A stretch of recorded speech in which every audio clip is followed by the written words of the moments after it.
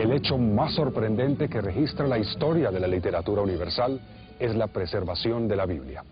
Desde tiempos remotos, las Sagradas Escrituras han sido objeto de innumerables embates que han puesto en peligro su conservación. Pese a todo, en el tercer milenio de la era cristiana, el mensaje dado de Moisés hasta Juan aún prevalece. Esto ha motivado a que la obra que guarda la palabra de Dios también se conozca como el libro indestructible. Las Sociedades Bíblicas Unidas presentan el libro indestructible.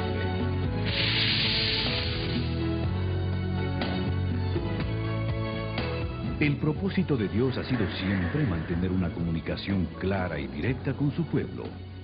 Moisés fue el gran líder hebreo con quien el Señor hablaba y quien tuvo la labor de comunicar sus decretos y sus leyes al pueblo hebreo. A esos decretos, ordenados primeramente por Dios y luego escritos por Moisés, se les conoce como Decálogo o los 10 mandamientos de la ley de Dios.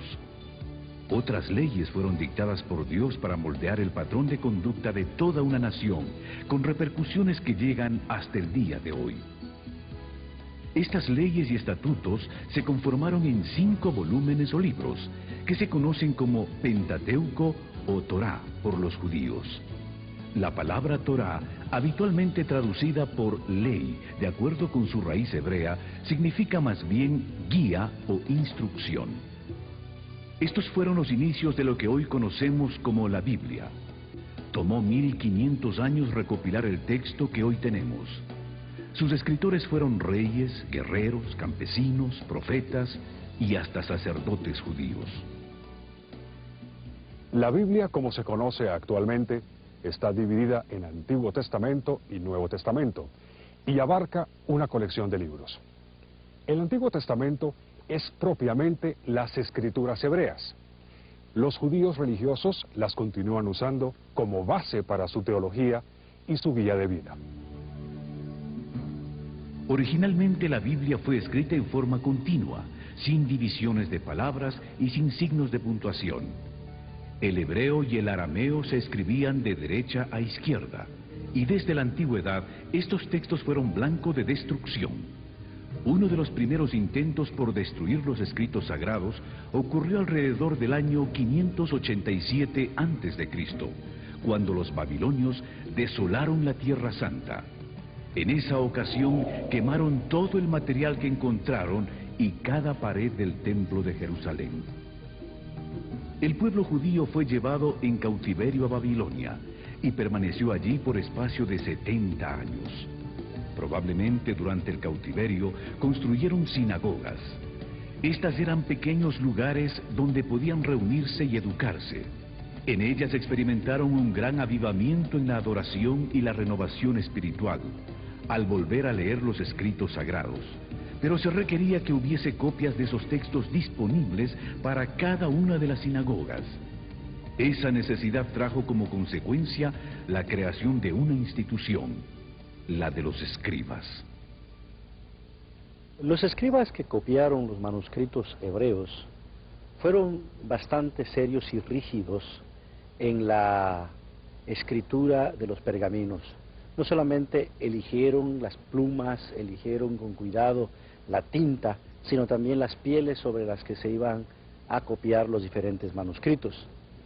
Su cuidado fue tan extremo que cada vez que se cometía un error, los contaban, porque al tercero, toda la piel y todo el trabajo tenía que volver a iniciarse de nuevo. Cada vez que se escribía el nombre sagrado de Dios, se cambiaban plumas y tinta para volver a empezar de nuevo, porque era tanto su cuidado de mantener limpio y santo el trabajo, que hasta en esos detalles ellos cuidaron bastante. Eso realmente fue providencial, porque los manuscritos hebreos que hoy tenemos en la actualidad realmente son de los más perfectos, y a diferencia de los manuscritos griegos, la poca cantidad de manuscritos hebreos asegura que el texto que se imprimió es un texto bastante seguro y bastante exacto. En la época del gran conquistador griego Alejandro Magno, se fundó en Egipto la Biblioteca de Alejandría.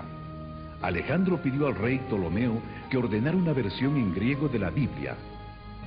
El gran sacerdote de Jerusalén, Eleazar, accedió a proveer 6 sacerdotes por cada tribu de Israel, para conformar así los 70 hombres que irían a Alejandría a realizar el trabajo de traducción.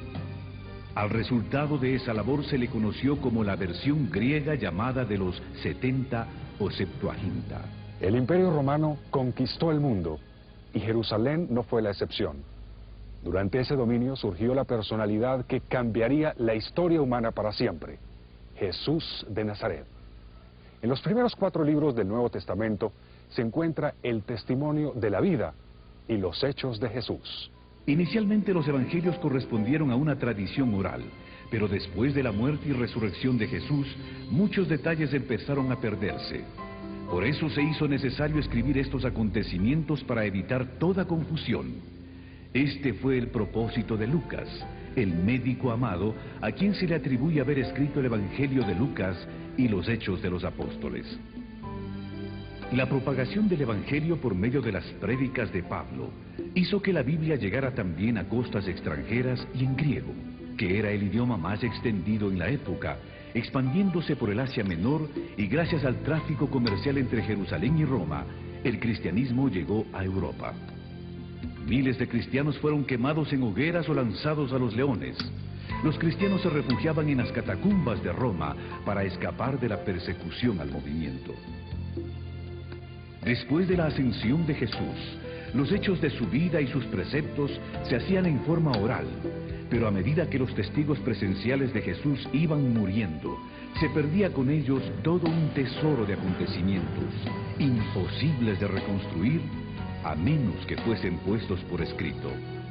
De esta manera, los evangelios surgen como una necesidad de quienes se habían constituido en seguidores de Jesús, para mantener presentes sus obras y sus enseñanzas. Dios obra de manera misteriosa para preservar su palabra en cualquier época de la historia humana. El primer siglo se caracterizó por el establecimiento de un movimiento cuya persecución fue encabezada por un celoso de la ley llamado Saulo. Después de una milagrosa conversión, ese perseguidor de la iglesia llegó a ser el autor de más de la mitad del Nuevo Testamento. También fue el responsable de la expansión del Evangelio por Asia Menor. Los años que siguieron a la ascensión de Jesús vieron el surgimiento de la iglesia y la expansión del cristianismo. Primero en Jerusalén y Judea, después al resto de Palestina, incluyendo Samaria, y se extendió hasta el resto de lo que hoy se conoce con el nombre de Asia Menor. El personaje más importante en la expansión del cristianismo en esta parte del mundo fue el apóstol Pablo. No solamente proclamó el Evangelio de manera oral, estableciendo iglesias, sino que para asegurar la continuidad de las comunidades y su educación, escribió cartas que llegaron a ser parte de lo que hoy se conoce con el Nuevo Testamento. Pero no solo Pablo escribió cartas, hay otros autores que escribieron una carta o que escribieron otras cartas, y ese conjunto se conoce con el nombre de cartas universales. Pero también tenemos escritos como Apocalipsis, que forma parte de lo que se conoce con el nombre de literatura juanina y tiene que ver con el apóstol Juan, que fue uno de los seguidores de Jesús. La persecución de los cristianos en Roma fue basada en que este movimiento atentaba contra el emperador y que este grupo solo reconocía la autoridad de Jesús. La literatura usada por los cristianos era igualmente considerada subversiva. Para el año 150, los cristianos se encontraban ya no solo en Roma, sino tan lejos como al norte de Inglaterra, a pesar de que el Imperio Romano había hecho todo lo posible para parar el crecimiento del movimiento. Cada día se unían nuevos partidarios. Motivados por la fe y por el testimonio de los mártires, muchos se convertían al cristianismo. A pesar de la persecución iniciada por Nerón en el año 64 después de Cristo, el número de creyentes crecía y se expandía. La Biblia era la autoridad real del movimiento cristiano, aunque no fuese conocida por muchos, y el interés por estos escritos aumentó. La figura de Constantino fue de suma importancia. Construyó iglesias y pagó salarios a pastores. Por su empeño en mantener la unidad, proclamó el cese de la persecución. Esta proclama se extendió por todo el imperio con la derrota de Lucino en el año 323.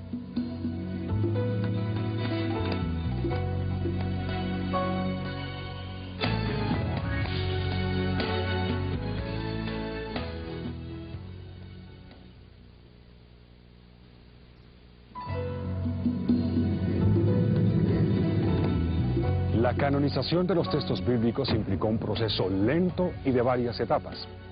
La palabra canon, con referencia a la Biblia, fue empleada por primera vez hacia el 360 después de Cristo. 7 años después, este patriarca de Alejandría hizo la primera lista de los 27 libros del Nuevo Testamento. Las Sociedades Bíblicas Unidas presentan el libro indestructible.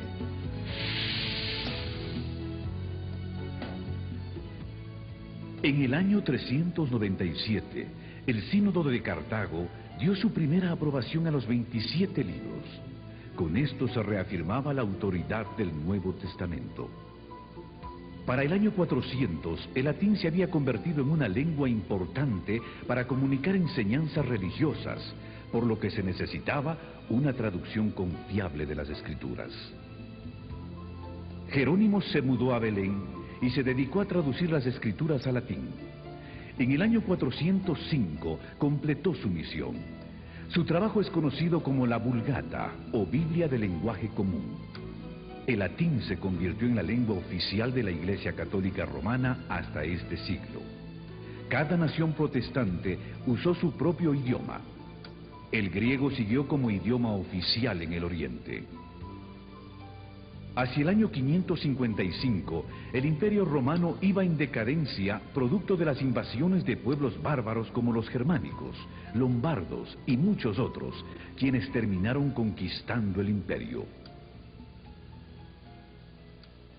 Desde el siglo V, por mencionar una fecha, el Imperio Romano entra en una gran crisis debido a debilitamiento interno y también a la presión que ejercían las tribus, llamadas normalmente bárbaras, de la frontera del imperio hacia afuera, que poco a poco se van infiltrando, se introducen dentro del imperio y luego esto favorece cuando la invasión militar de esas tribus se produce y el imperio romano cae. El año 476 se considera como símbolo del tránsito del mundo antiguo a la Edad Media, y esta Edad Media generalmente es considerada como una época de oscuridad, que es una caracterización, en mi opinión, falsa, pues aunque sí hubo ciertos problemas que se plantearon a ese respecto, sin embargo, la Edad Media fue también un foco de cultura, especialmente para transmitir la cultura antigua que llegara hasta el mundo moderno y de hecho hasta nuestros días. En este periodo se crean las universidades, primero a partir de las escuelas catedralicias y palatinas, con Carlomagno, y luego florecen las grandes universidades en varios países de Europa, Francia, Alemania, Inglaterra, España, y esos fueron centros de cultura.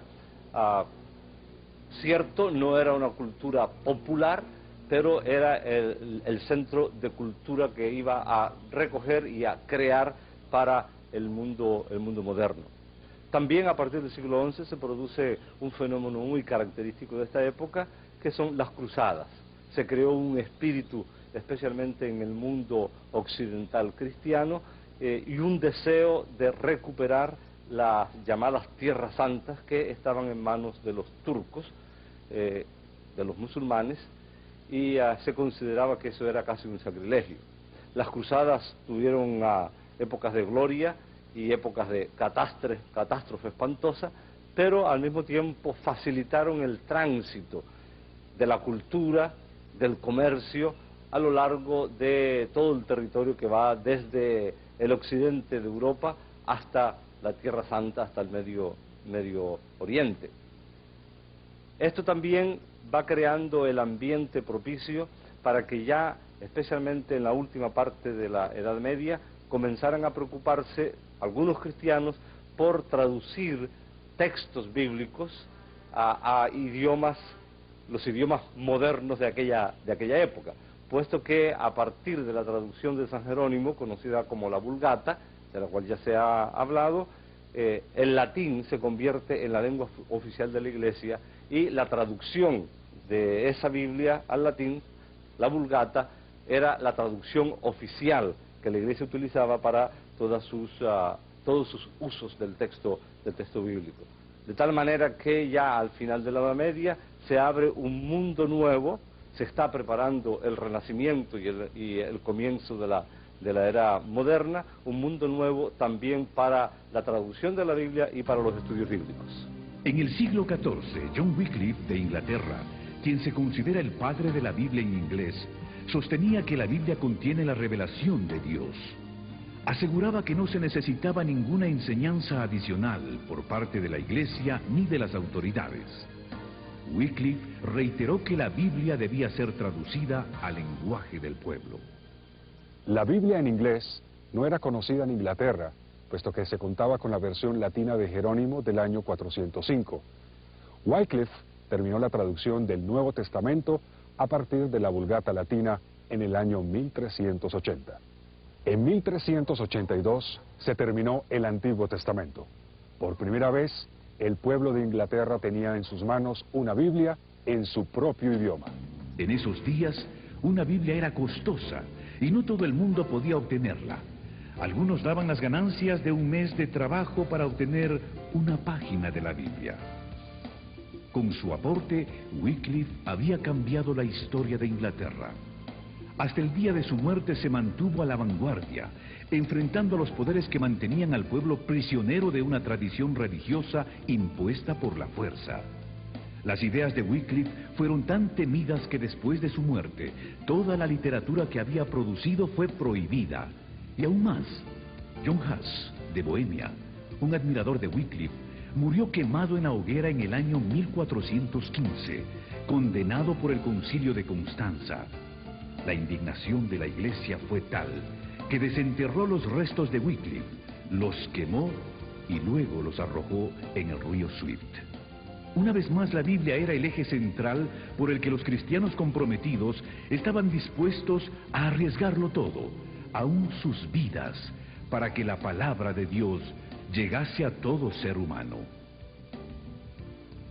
Martín Lutero inicia un hecho que cuando lo realiza no debió haber tenido mayor significado.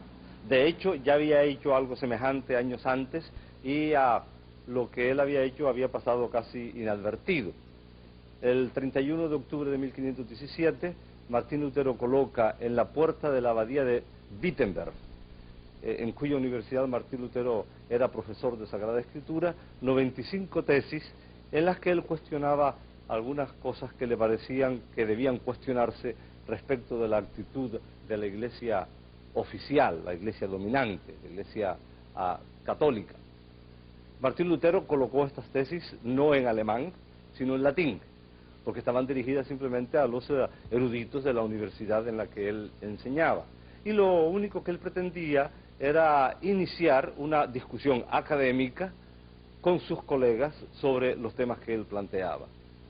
Sin embargo, inesperadamente, aquel acto de colocar las 95 tesis, que era un acto sencillo, pero la reacción fue totalmente inesperada para el propio Martín Lutero, porque creó un polvorín hasta tal punto que hoy se considera que el 31 de octubre de 1517 es la fecha simbólica con que se inicia la reforma protestante del siglo XVI. Entran en ejercicio los órganos supremos de legislación y de autoridad en el imperio, y en 1521 Martín Lutero es llamado a la Dieta de Worms para que se retractara de las doctrinas que estaban enseñando. Es famosa la frase, probablemente un poco apócrifa, legendaria, pero simbólica, en que Martín Lutero se planta frente a la Dieta y sostiene que a menos que le convenzan con el texto de la Sagrada Escritura en la mano de que él está equivocado, él no va a retractarse. Amigos de Martín Lutero lo secuestran literalmente cuando sale de la dieta, lo llevan al castillo de Wartburgo y a eso que al principio podría parecerle a uno que fue también una especie de pequeña catástrofe, se convirtió en algo muy significativo, porque mientras estuvo en el castillo de Wartburgo, Martín Lutero tradujo el Nuevo Testamento del griego al alemán, iniciando también de esta manera a algo muy significativo, porque años más tarde termina la traducción completa de la Biblia y los especialistas en germanística señalan que esa traducción fue un hito muy, pero muy significativo en la formación de la lengua literaria de lo que hoy es el alemán. La traducción de Martín Lutero se convierte también en símbolo porque entonces comienzan también a producirse traducciones en las otras lenguas de la Europa de la época. Pero en 1529 fue derogado dicho principio y se prohibió la difusión de la religión evangélica. Entonces fue presentada una protesta formal. En la misma se afirmaba que en asuntos de religión cada quien debía seguir a su conciencia. De ahí el nombre de protestantes, con el que se conoció a los seguidores de Lutero, Zwinglio y Calvino. La primera Biblia en francés es la aparecida en 1535, en versión de Pierre Robert Olivetan, primo de Calvino. Lutero proclamaba que la única fuente de verdad era la Escritura. Los movimientos de reforma religiosa estaban por esta época bastante difundidos en Europa. Se contaba con Erasmo de Rotterdam, John Colet en Inglaterra, Jacques Lefebvre en Francia, Francisco Jiménez de Cisneros en España, Juan Valdés en Nápoles. También apoyaban a Lutero los nacionalistas alemanes liderados por Ulrico von Hutten. En la Inglaterra de 1519 se destacó un joven estudioso en la Universidad de Cambridge, William Tyndale. El joven entendió que si el Nuevo Testamento tenía tanto efecto en los intelectuales de Cambridge, la palabra de Dios haría mucho más en los campesinos. A partir de esta conclusión, Tyndale empezó su misión de traducir la Biblia en inglés, teniendo en mente a la gente común. Tyndale tuvo que salir de Inglaterra para poder hacer su trabajo de traducción, porque en este país había prohibiciones de usar una Biblia que no fuera en latín. En 1524 viajó a Hamburgo para finalizar su traducción del Nuevo Testamento. Al igual que Lutero, Tyndale utilizó para su labor los textos griegos de Erasmo y la Vulgata latina, así como las traducciones hechas por Lutero al alemán. En diciembre de 1525, Tyndale imprimió el Nuevo Testamento e hizo los arreglos para introducirlo en Inglaterra de manera clandestina en sacos de harina. La llegada de la literatura en inglés fomentó el descontento oficial. Los problemas en la distribución empezaron cuando los Nuevos Testamentos tuvieron que ser introducidos en Inglaterra, usando diferentes vías como marinos mercantes y hombres de negocios. Las autoridades inglesas estaban activas. Arrestaban a todo aquel que encontraban con un ejemplar. La expectativa de poder leer la Biblia en inglés fue tan grande que la gente se arriesgaba a pesar de las amenazas. Cada libro de Tyndale que las autoridades encontraban era quemado. El obispo y el cardenal de Londres quemaron 158 cajas del Nuevo Testamento de Tyndale. Pero mientras en Inglaterra lo quemaban, cientos de ejemplares eran impresos en Alemania.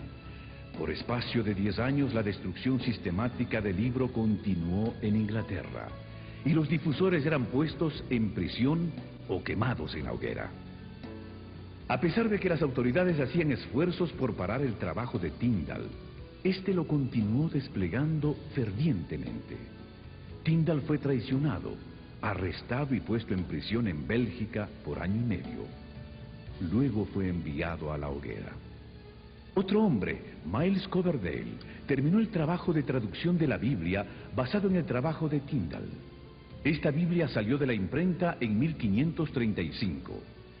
2 años más tarde, el rey de Inglaterra consintió en hacer uso de la Biblia en idioma inglés. La próxima medida fue que se colocara una Biblia grande en cada iglesia. En 1604 el rey James autorizó la traducción de la Biblia. Para lograrlo, juntaron a los 40 eruditos más destacados de Inglaterra, entre los que se encontraban los decanos de Cambridge y Oxford. Finalmente, este gran esfuerzo terminó siendo la Biblia de más distribución en el mundo de habla inglesa. La Biblia versión King James, que lleva el nombre en honor al rey.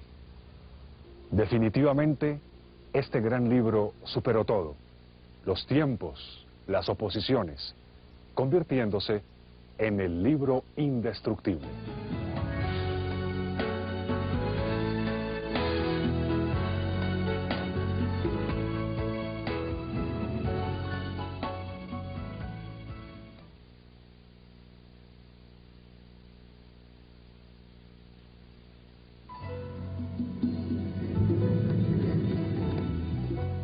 En el año 1557, en el monasterio de San Isidro del Campo, en Sevilla, España, un monje de nombre Casiodoro de Reina, admirador y estudioso de Jerónimo, sintió el deseo de traducir la Biblia a su propio idioma, llevando así la Biblia al pueblo hispano de ese tiempo, un gran aporte a la difusión y alcance del libro indestructible.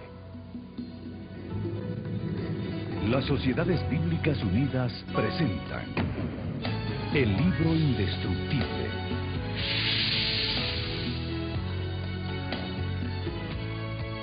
El primer intento de traducción de Casiodoro de Reina fue un salmo, el que luego llevó como regalo a una rica y piadosa mujer de nombre Isabel, muy devota de la fe cristiana. Ese fue el inicio. La gran pregunta era si podría hacer lo mismo que Jerónimo, traducir la Biblia completa. Hasta este momento se creía que el idioma para las cosas sagradas era el latín, y no se concebía la Biblia en una lengua romance como el castellano. Al enterarse Casiodoro que la Inquisición enjuiciaría a los monjes, huyó del monasterio. Tuvo que vivir en diferentes países acosado por sus enemigos, sentenciado a muerte, bajo acusaciones falsas y con penurias económicas. En 1572 la Inquisición lo enjuició en ausencia.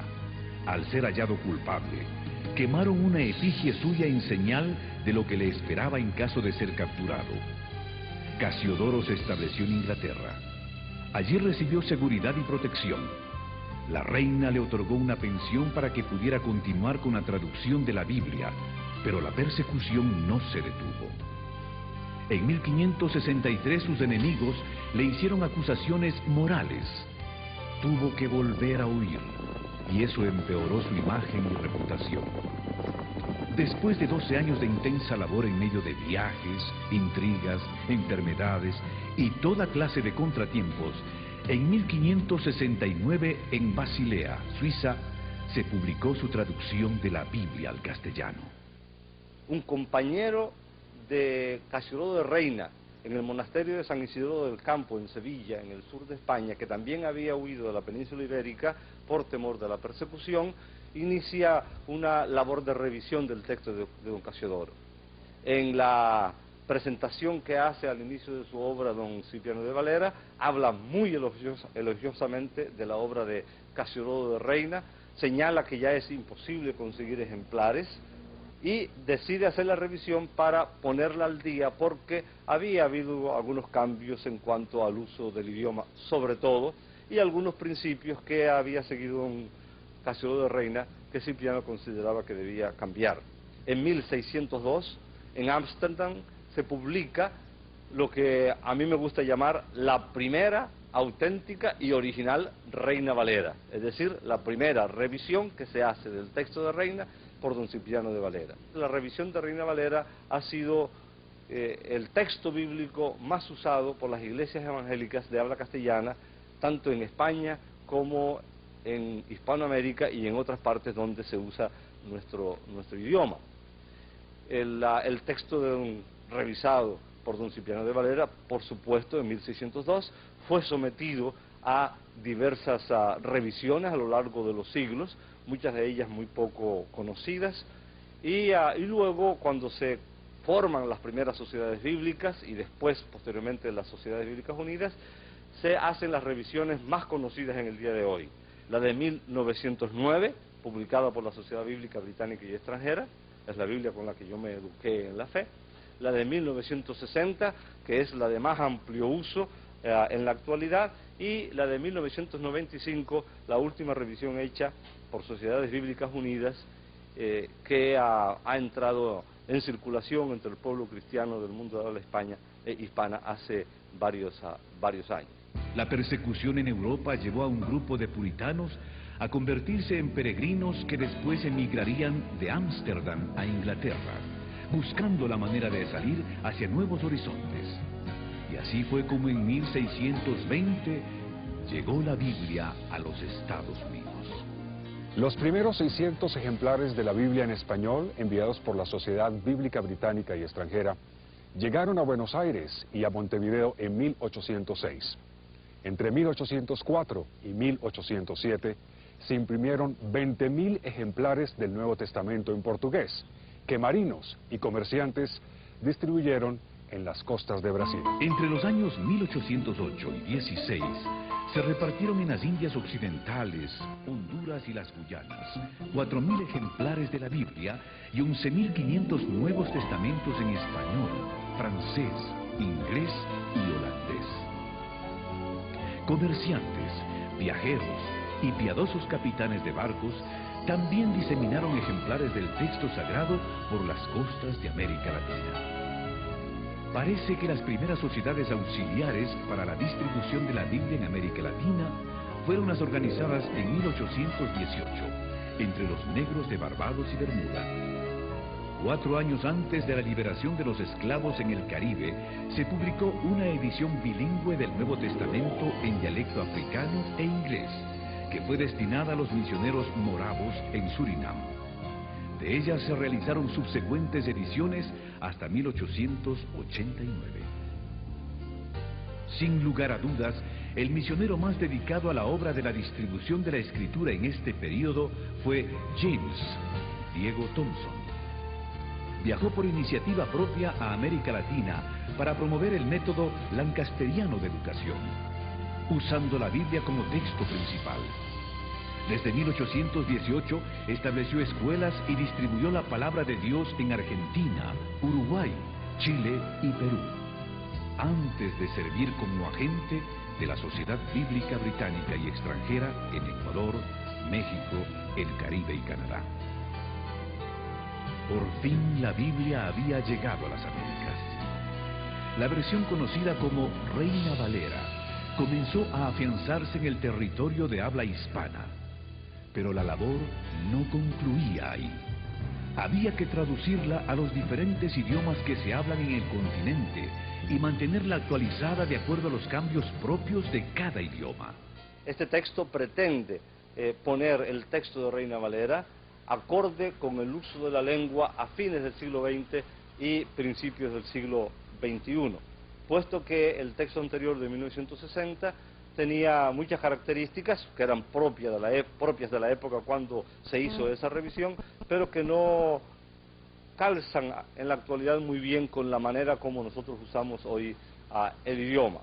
Fue hecha por un equipo multidisciplinario de varias partes del mundo de habla castellana, incluyendo la península ibérica y varias regiones de América Latina. Dios nos ha bendecido permitiendo que investigadores, arqueólogos, biblistas, eruditos, etcétera, logren sacar a la luz, a veces encontrándolos en bibliotecas que nadie registraba, especialmente en los archivos antiguos, documentos que son de un valor incalculable para los estudios de la Biblia, para los estudios de la época cuando se escriben ciertas partes de la Biblia, en particular el Nuevo Testamento, y también para la traducción bíblica. Me refiero a los documentos de Qumran, que salen a la luz los primeros en 1947, y que poco a poco va revelando que no se trataba solamente de unos pocos documentos en una cueva allí en Qumran, cerca del Mar Muerto, sino que esparcidos en 11 cuevas distintas se encontraron muchas tinajas que contenían manuscritos bíblicos que permitieron permitieron y permiten a los especialistas conocer más de la época del Nuevo Testamento, de la época en que vivió a Jesucristo, porque se calcula que esos documentos corresponden a esa época, cuando fueron escritos, y que probablemente fueron escondidos allí para librarlos de los ataques romanos, que van a concluir con la destrucción del Templo de Jerusalén. Y tales documentos permiten, conocer más sobre la época y permiten algo de un valor incalculable para los especialistas de la Biblia y los traductores de la Biblia, porque permiten tener por fin a mano, especialmente documentos del Antiguo Testamento, textos del Antiguo Testamento. Probablemente el más conocido de todos ellos es el rollo de Isaías, que antecede en muchos siglos a los documentos más antiguos que se tenía hasta entonces del Antiguo Testamento. Los que han estudiado un poquito acerca de este tema, no me refiero específicamente a los documentos de Qumran, sino al tema general de la Biblia, pueden imaginarse el significado que puede tener a la mano un documento del Antiguo Testamento cuya copia más antigua es del siglo X de nuestra era, y de repente tener en la mano un documento de ese mismo texto bíblico que antecede en unos siglos a la era cristiana. Es tan obvio el significado de eso que casi tratar de explicarlo podría ser un insulto, porque cuanto más cerca estén los documentos de los escritos originales, que no han llegado hasta nosotros, por supuesto es de muchísimo más valor. Los manuscritos descubiertos preceden en siglos a los que se tenían para estudiar, comprender y traducir el texto hebreo. Esto ha permitido a los estudiosos comparar el texto tradicional, conocido como texto masorético, con la Septuaginta de la traducción griega. Los rollos estuvieron escondidos por más de 1900 años en cuevas de dicha región, donde un niño pastor de ovejas accidentalmente los descubrió. Gracias a la investigación continua, a la tecnología contemporánea y al desarrollo de nuevas metodologías de estudios bíblicos, los creyentes del nuevo siglo están en una posición ventajosa para la comprensión del mensaje de las Escrituras. La expansión de las comunicaciones vía satélite, por computadoras, telefonía celular, el fax y la Internet abre nuevas puertas para que la palabra de Dios llegue a cada rincón del planeta. La intención de Dios es que su palabra llegue a cada ser humano. Las Sociedades Bíblicas Unidas trabajan arduamente para que las Sagradas Escrituras estén disponibles en todo el mundo, en un lenguaje que la gente pueda entender, a un precio que puedan pagar y en el formato adecuado. A pesar de todo este esfuerzo, las estadísticas nos siguen retando. La población mundial se estima en 6.000 millones de habitantes. De ellos, menos de 2.000 millones son cristianos. En la actualidad, hay más de 6.000 idiomas en el mundo. De ellos, solo 2.195 idiomas cuentan, por lo menos, con una porción de la Biblia. 3 de cada 4 cristianos aún no tienen un ejemplar de la Biblia. El 85% de los cristianos del mundo occidental nunca ha leído la Biblia completa. 300 millones de personas alrededor del mundo no tienen ni un libro de la Biblia traducido a su idioma. 2.000 millones de personas no tienen acceso a la palabra de Dios porque no pueden leer la Biblia o porque no la tienen disponible en medios no impresos. Las Sociedades Bíblicas Unidas han publicado varias versiones contemporáneas de la Biblia en castellano. Destacan de manera especial la última revisión de la Reina Valera, que es conocida como Reina Valera 95. También está la Dios habla hoy, que es una revisión o edición de la Biblia en versión popular. Y últimamente la Biblia en lenguaje sencillo, que es una traducción que busca alcanzar al público infantil, pero también a ese público especial que nosotros conocemos con el nombre de nuevos lectores. El trabajo de traducción de la Biblia también ha integrado nuevas tecnologías, como lo es la computadora. Hoy día, prácticamente en todos nuestros proyectos de traducción, la computadora ha venido a jugar un papel muy importante, no solamente en la traducción del texto mismo, sino en el uso de diferentes herramientas que han venido a agilizar el trabajo de traducción. Y llama la atención hacer la comparación entre los primeros materiales que se usaron para la transmisión del texto, los papiros, los códices, los pergaminos, cuando vino la imprenta, el papel. Así que le damos gracias a Dios que nos ha permitido que cada vez que surge un elemento nuevo en la tecnología puede ser de inmediato integrado en nuestro trabajo de traducción. Y esto pues no solo se nota en la traducción, sino también en la producción y en la distribución de las Sagradas Escrituras. Además hay que agregar el hecho de que hemos involucrado en nuestro trabajo de traducción otros medios de comunicación como lo son el video, el audio, y para ello los consultores de traducción, los equipos de traducción están siendo ayudados, entrenados al uso de esta nueva tecnología, de cómo traducir la palabra de Dios, enfatizando la oralidad del texto, o en el caso de los videos, todo el tipo de trasfondo, de materiales visuales que tienen que ser integrados, pero que reflejen de manera fiel el mensaje de la palabra de Dios. En la era de la informática, ya contamos con una contubilia, es decir, la Biblia en CD-ROM. Y para las generaciones más jóvenes, la Biblia está disponible en audio y en video. Para los invidentes o aquellas personas con problemas visuales, la Biblia está disponible en el sistema Braille de lectura. La historia de la Biblia nos presenta un libro que fue perseguido por sus enemigos y protegido por Dios, porque su propósito es comunicar salvación a todas las generaciones. Gracias a todo el esfuerzo, la fe que una vez fue dada a los santos nos fue entregada en herencia. La palabra divina que la genera llegó hasta nosotros. Tertuliano, uno de los padres de la Iglesia en Occidente, declaró: la sangre de los mártires es la semilla de la Iglesia. Y eso se hizo evidente cada vez que un cristiano fue martirizado, porque Dios levantaba 10 creyentes para que tomaran su lugar. 4000 años son difíciles de resumir, pero la Biblia no es lo único que ha resultado del largo proceso de formación del canon. La colección de los libros considerados como inspirados por Dios también nos hablan de nuestro constante peregrinaje de fe.